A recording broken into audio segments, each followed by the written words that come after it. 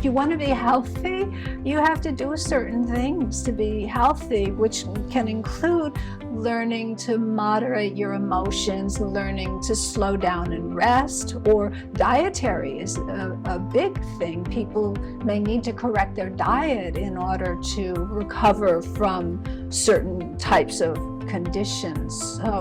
So our medicine can really, really help with post-heaven, but that doesn't take the responsibility off of the individual for dealing with their emotions and dealing with their lifestyle and trying to get enough sleep and trying to eat properly. Those are things that the individual needs to do. And Chinese medicine is very strong on Yangsheng, or nourishing life, and teaching us how to live a life that's going to promote health.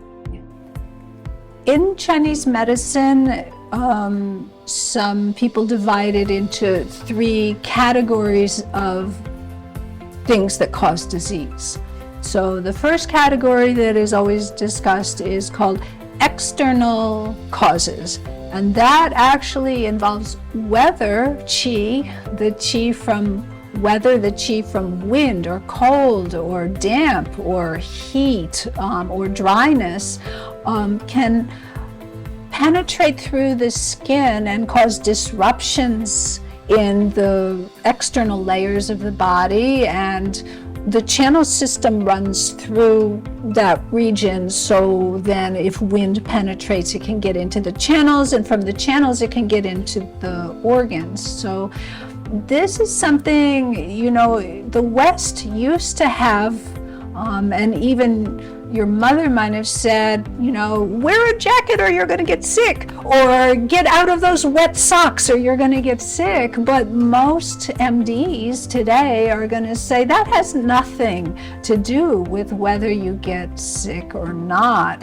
Although there is some recent research where they are connecting season and weather to disease, but that's only very recent research in Western medicine. But Chinese medicine has always acknowledged that if you're exposed to wind and if your body's not strong enough, it can penetrate, and wind has kind of a very chaotic movement to it. You can't count on wind being steady. Like water can flow steadily in a steady stream, wind is just all over the place.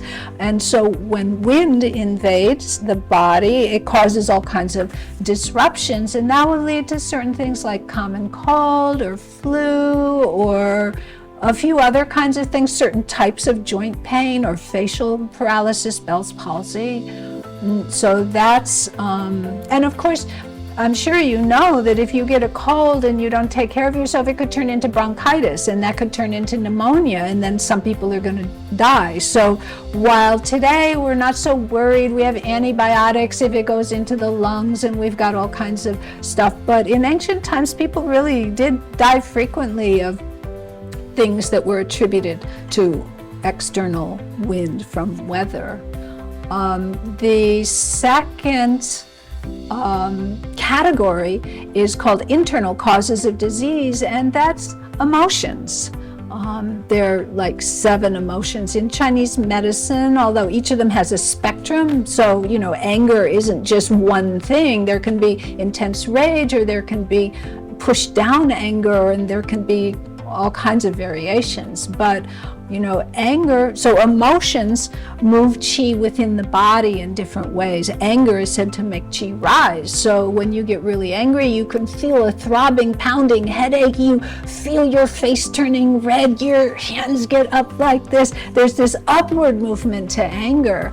And all of the emotions have a certain directional movement to them. So if the qi is moving too much upward in your body, that's going to cause, problems. So there's actually a very strong connection between emotions and even physical disease, because each emotion also corresponds to a particular organ.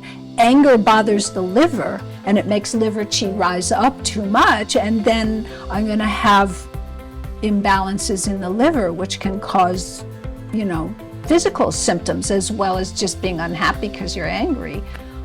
So emotions are the second category of disease cause, and today it's really relevant because we don't have to worry too much about weather. We've got clothes from REI that keep us protected from the weather. We've got air conditioning and heating. We don't have to worry about weather so much. But emotions are something that many of us don't attend to. Like, we just let them go wild.